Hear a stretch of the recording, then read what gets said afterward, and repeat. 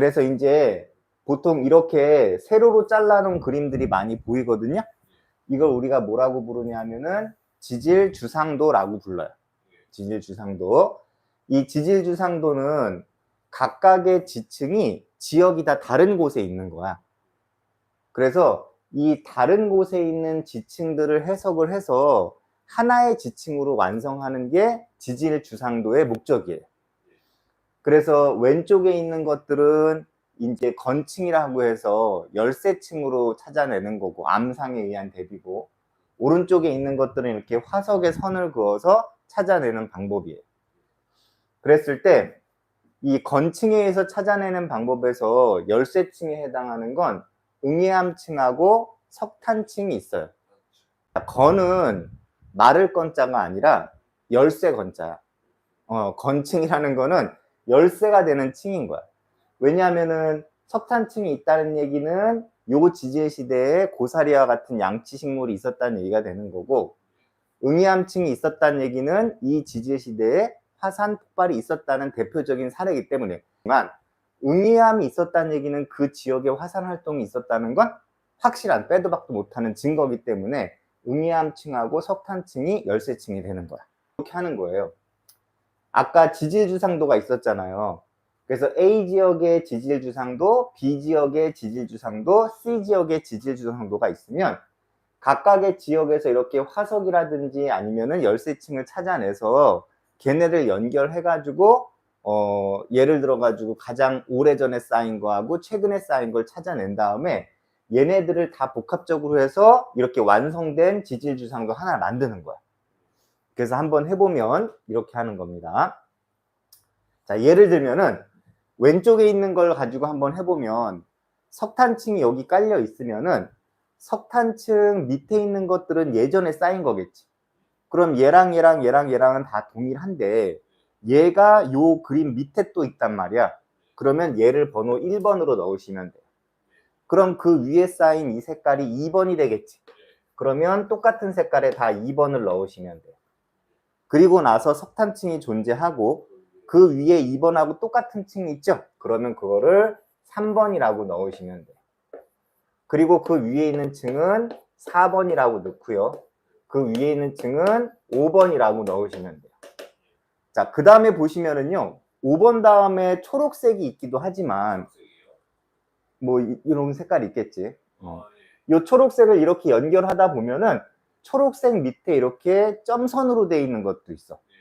그러면은 초록색보다 점이 먼저인 거잖아. 그러니까 얘가 6번이 되는 거고 이게 7번이 되는 거지. 결국은 이 네 번째 지질주상도에 해당하는 지역에서는 5번이 쌓인 다음에 6번이 쌓이지 못했어. 그러니까 어떤 뭐 부정합이 있던지, 뭐 부정합은 안 보이지만 어떤 변화가 있었겠지. 그리고 7번이 바로 쌓인 거니까 그 위에 8번을 쓰시면 되고요. 그리고 이제 그 위에 9번을 쓰려고 보니까 얘네는 9번이 확실하죠. 그 다음에는 여기 10번이 있고 11번이 있죠. 그럼 9번, 그리고 10번, 그리고 11번 이렇게.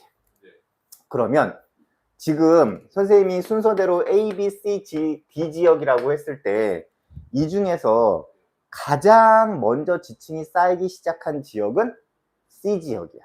왜냐하면 2번 밑에 1번이 있으니까. 그리고 이 지역에서 A, B, C, D 지역에서 가장 최근까지 지층이 쌓인 지역은 A 지역하고 C 지역이 되는 거지. 11번까지 존재하니까. 이해돼요? 그렇게 한 다음에 이제 얘네들을 하나로 합쳐가지고 1번부터 11번까지 그냥 쭉 한 반으로 연결해서 이제 그리면 그게 완성된 지질 주상도가 되는 거지. 오른쪽에 있는 지질 주상도에서도 마찬가지로 이제 이런 화폐석에 해당하는 화석이 있는 것들을 선으로 연결해서 요 밑에 벽돌 모양 밑에 이런 색깔이 다 존재하잖아요. 그런데 요 벽돌 모양 밑에 요 색깔이 있는데 그 색깔 밑에 또 하나가 있어. 그러니까 얘가 1번이 되고 얘가 2번이 되는 거예요. 이해돼요? 그러면 요 색깔이 1번이 되고 얘가 2번이 되겠지. 그럼 얘가 3번이 될 거고요. 그 다음에 이제 그 위에 보시면은요, 얘 위에 그리고 검은색이 놓여 있고 그 다음에 검은색 위에 요 색깔이 있잖아요. 그러니까 얘는 3번에서 여기로 갈 때 굉장히 많은 시간적인 단절이 있었다는 것을 확인할 수가 있어. 그러면 3번까지 하고 여기 있는 이 점선에 해당하는 게 4번이 될 수 있겠죠. 그 다음에는, 그죠? 그 다음에는 여기 분홍색하고 그 밑에 이제 옥색이 있는데 여기 해당하는 요 색깔이 5번이 될 수밖에 없는 거야. 그럼 얘가 6번이 되겠지. 그 다음에 또 벽돌이 있죠. 그러면 그 벽돌이 뭐가 되는 거예요? 7번이 되고 벽돌 위에 얘가 있는 게 8번이 되는 거예요. 그 다음에 이제 얘가 어떻게 돼요? 9번이 되고요. 그 다음에 이제 벽돌이 있는데 이 벽돌 밑에 계속 쌓여 있죠. 그럼 얘가 10번, 11번, 12번이 되는 거고 얘가 13번이 되는 거죠. 그럼 결국은 이것도 각각의 지역을 A, B, C, D로 나눴을 때 가장 먼저 쌓인 지역은 A야. 왜냐하면 D는 쌓인 지 얼마 안 되잖아. 그 다음에 최근까지 쌓일 수 있는 지역은 B가 되겠지. 그리고 얘네들을 합쳐가지고 완성된 지질 주상도를 만들게 되는 거예요. 이해되셨어요? 무슨 말인지? 자, 그래서 왼쪽에 있는 걸 우리가 뭐라고 부르냐면은 암상에 의한 대비라고 하고요. 오른쪽에 의한 거는 화석에 의한 대비라고 불러요. 그래서 암상에 의한 대비는 열쇠층에 해당하는 건층이 필요해. 건자가 무슨 건자라고? 열쇠 건자. 그 다음에 화석에 의한 대비에서는 표준 화석이 필요합니다. 아까 얘기했던 것처럼 암상에 의한 대비하고 화석에 의한 대비가 있는데 암상에 의한 대비는 열쇠층, 건층이 필요하고 화석에 의한 대비는 그렇지. 그 시대를 대표하는 화석이겠지. 이걸 그래프로 좀 나타내 보면 건층이 필요한 암상에 의한 대비에서는 여기 분포 면적하고 생존 기간이 있는데 이 건층에 해당하는 아까 응유암층이나 석탄층은 요 B라고 해당하는 요 표시 지역에 존재하는 애야. 그러니까 요 B가 건층에 해당하는 애고 아까 얘기했던 석탄층이라든지 아니면은 응유암층이 있는 거지.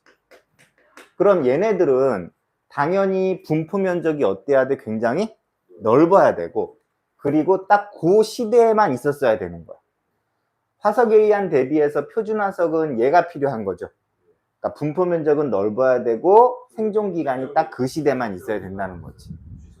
그치? 그래서 얘하고 얘를 비교해 보시면 그래프 상으로 봤을 때도 암상에 의한 대비나 화석에 의한 대비에서는 둘 다 똑같이 분포 지역이 어때야 돼? 넓어야 되고 그 다음에 그거의 기준이 될 수 있는 기준 모델링이 어떻게 돼야 돼? 딱 그 시대에만 있어야 되는 거야.